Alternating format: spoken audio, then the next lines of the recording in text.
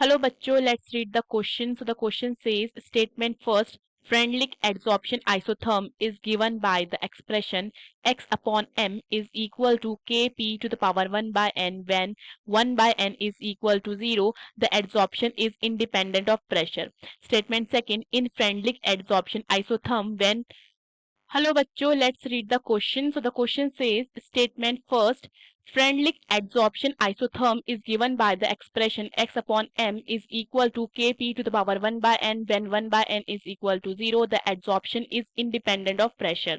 Statement second, Freundlich adsorption isotherm when 1 upon n is equal to 1, the adsorption isotherm varies directly with pressure. We have option A, both statement first and second are correct. Option B, both statement first and second are incorrect. Option C, statement first is correct. And statement second is incorrect. Option D, statement first is incorrect. And statement second is correct. So the key concept is the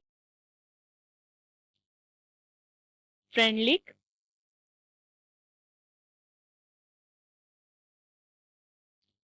adsorption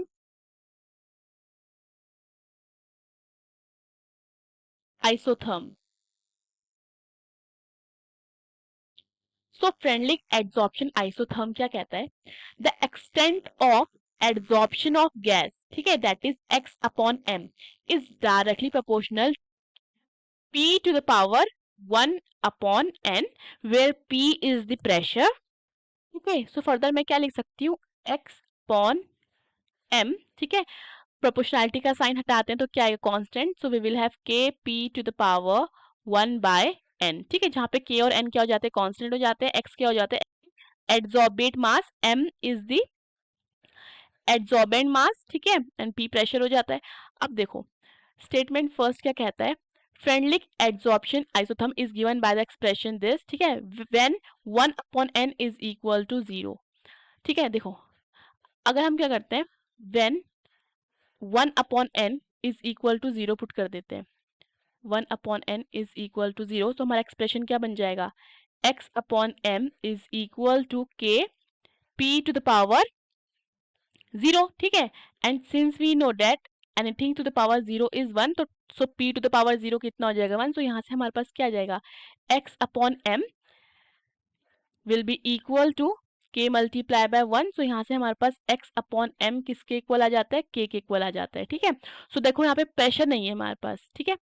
सो वो then the adsorption is independent of pressure. तो ये चीज क्या हो जाती है, ये right हो जाती है, जो हमारा एड्सॉर्प्शन है वो इंडिपेंडेंट ऑफ प्रेशर हो जाता है, क्योंकि प्रेशर यहाँ पे देखने को नहीं मिल रहा है हमें, ठीक है, प्रेशर पे डिपेंड नहीं करेगा. सो पहला स्टेटमेंट क्या हो जाता है, ट्रू हो जाता है.